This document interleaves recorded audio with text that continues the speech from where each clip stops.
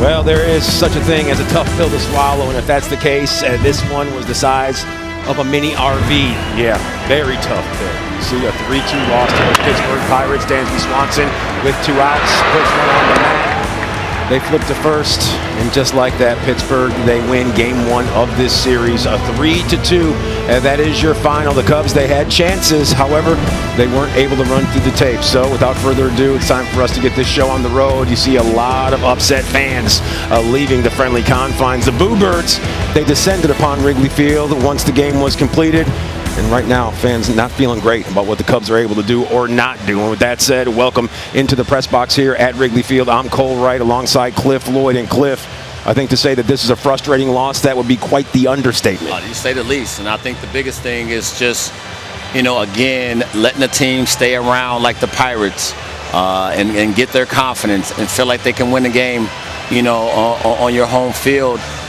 I mean, it will be despised every single time. It's just what I talked about in pregame. I've been in this situation before. I know exactly what, I've been on teams that are going home in a month, and I know exactly how it feels to come in here and have the home fans booing like they did at the end of the game. It's just the nature of the beast. Yeah, in the 9th inning, that's when things really went sideways. Jack Sawinski, the Chicago native from Taft High School, we saw him leave the yard, which is not what you wanted to see, because Daniel Palencia out there on the hill, and Jack Sawinski, well, he was hitting about the weight of a 3rd grader. I mean, that's 101 that he just says, I'm not going to try to pull it. I'm going to just put bat to ball and let him do the work. And, he's supplying a lot of, juice behind that fastball. And, yes, this is a good one. Absolutely. When it's located and it's down in the zone and it's up in the zone, yes, absolutely, it's a great pitch.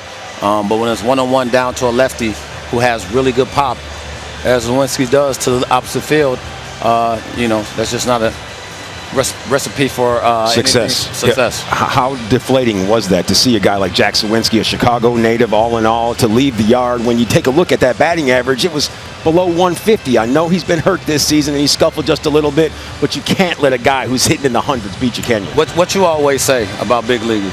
They're all big leaguers. They're all big leaguers. That's true. I don't care if you're hitting 150. The one thing that's going to give you a chance to stay around is the ability to hit a fastball, right? And so that gives them probably a start tomorrow.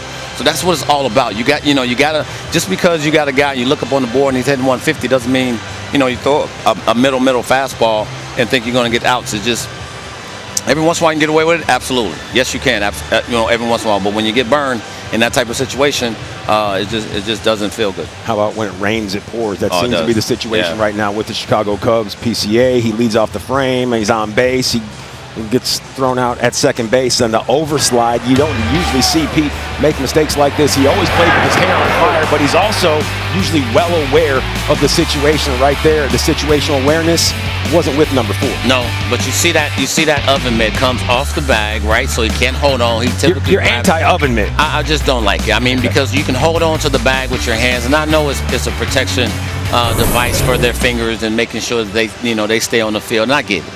But, I mean, he had a head full of steam right there. True. He was going in. He knew he had to be safe. He was going to be safe. But when things are not going your way, you're going to get uncharacteristic things like that happen. It's just very unfortunate. It stinks. It doesn't smell good. Doesn't feel good. And if you're battling, and I know it's the Pirates, but if you're battling like this against the Pirates, you just gotta check yourself and know that there's still some games to play. Yes, you still got a whole month after this month to get it right.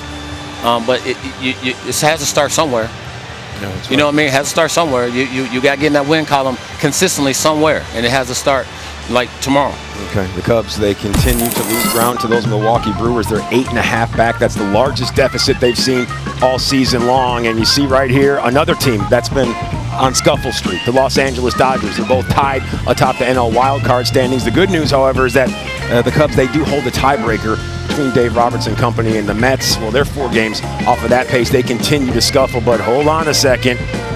The Fighting Terry Franconas, yeah, they are on the move. Half a game. I agreed with you fully the entire way. Cincinnati, they're playing a robust brand of baseball right now, and the Cubs, they're looking for an about-face, and that all starts tomorrow. We're going to get you in the know to let you know how that's done. 3-2, they fall to Pittsburgh in the series opener. Not exactly how Craig and company drew things up, but Jack Sawinski, he's from Chicago. He knows what it's all about, and he gave those Buccos the win. Cubs Postgame Live, we continue to rip right here.